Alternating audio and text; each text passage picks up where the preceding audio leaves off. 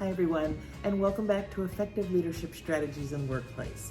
Today we're going to talk about leaders that are inclusive, what it means to include others in your immediate team, in your colleague team, in your workspace, in your work team, and what the benefits of that inclusion are over the short term and over the long term.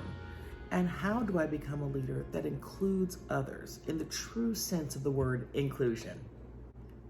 So inclusive leaders have a cluster of traits. There's about 5 traits that inclusive leaders all share. And let's talk about what those traits are. The first trait of inclusive leaders is a visible commitment to inclusion. This isn't just a leader that says, I'm developing this program so that way it's going to build inclusion for everyone. It's a leader who articulates their commitment to inclusion. It's a leader that follows up that commitment and that articulation of that commitment with action. It's a leader who seeks feedback from their team. Do my words match my actions when it comes time to inclusion? It's a leader who wants to understand if they're walking the right path on this journey.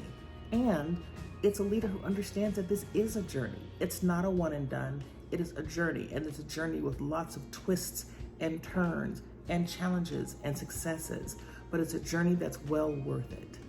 A leader who's inclusive is also humble. They demonstrate and they show humility.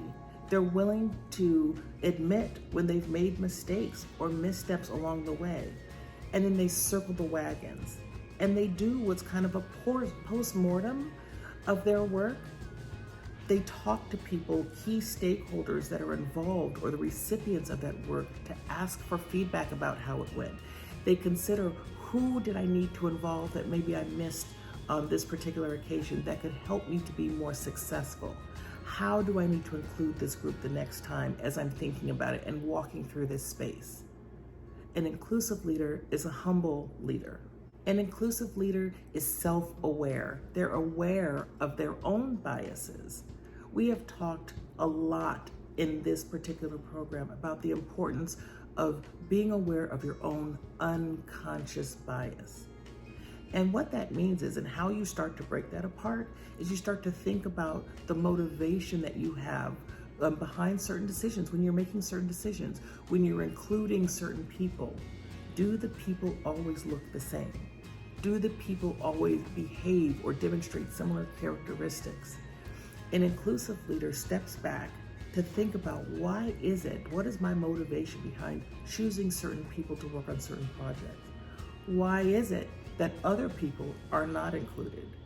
Why is it that I take this perspective, this feedback into consideration when I'm planning or executing a plan, and not this feedback or this perspective into consideration? What does the team look like that I'm surrounding myself with? An inclusive leader is a leader that's self-aware. An inclusive leader is a leader that's curious about other people. They want to know, tell me about yourself. Tell me about where you're from. Tell me why you think this. Tell me how you got to this place. They generate a genuine curiosity about people. They're not afraid to ask and to dig deeper. They want to understand different people's perspectives. They want to understand different people's feedback. Everyone is not going to say yes. An inclusive leader understands that, respects that, and digs deeper to understand the differing in opinions, the differing in perspectives, and respects that, and often uses that to leverage their own perspective and to level set where they are on a certain project or a certain event. An inclusive leader is culturally intelligent. They recognize the importance of different cultures. They recognize the importance of difference, period. They recognize that I'm bringing something and a specific skill set and a different perspective from a different culture to this team. It's only going to enhance the skills and the perspectives and the feedback and the input that I already have on my team. And finally, an inclusive leader is an effective collaborator. An inclusive leader understands that one person alone does not get the work done. When you're containing and holding all of that information to yourself, when you decide to move forward, move backwards, move sideways, move on, how is that information shared? We have talked before about how great leaders and effective leaders grow others, right? They lead others and they grow others. An inclusive leader understands the impact of collaboration. When you collaborate well, you're bringing in the perspectives from lots of different departments, lots of different units, lots of different business functions to enhance that of your own. And all of those help to create kind of a collaborative effort, a collaborative mindset and mind think toward achieving a specific goal. What you're bringing to the table is your perspective, is your specific skill set.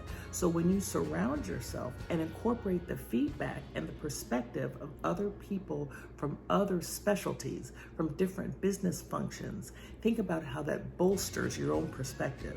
An effective, inclusive leader is an effective, successful collaborator. So are any one of these traits more important than the other? What order should we put these traits in? Well, if you're a leader, the first and probably most important trait is the commitment to inclusion. Without that commitment from the leader, without that clear messaging and that clear mission from the leader, the other 5 traits can't be fully developed because people don't know where you're going. So communicate clearly, communicate articulately, that you have a visible commitment to inclusion. You have a visible commitment to developing and supporting a sense of belonging from everybody on your team. And that's the first step to creating an inclusive workspace and being an inclusive leader. Thank you so much for joining me today on Effective Leadership Strategies in the Workplace.